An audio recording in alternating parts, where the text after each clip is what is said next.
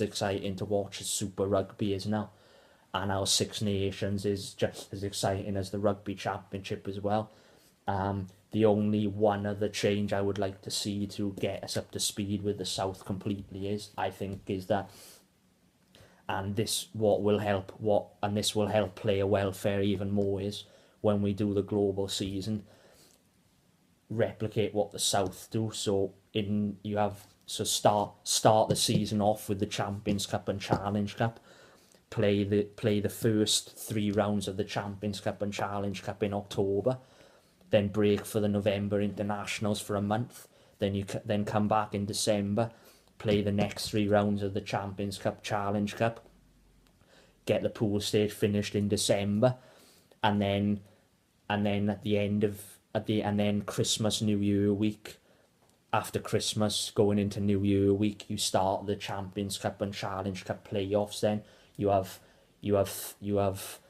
3 or 4 consecutive weeks of the playoffs done, and then you have the Champions Cup, Challenge Cup finals on a weekend, middle of January the 20th, like this weekend coming or something like that, middle of January. And then from there you go into the Six Nations, and then while the international players convene for the Six Nations, you have the Pro 14 and Aviva Premiership starting then in February, and then you have the Aviva Premiership Pro 14 running from February to June in one whole block. And then, because then the international players are still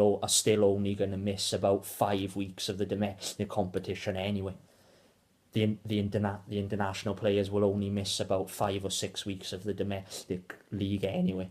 and then they'll be back for the remainder of the 14 rounds. So, and that helps player welfare,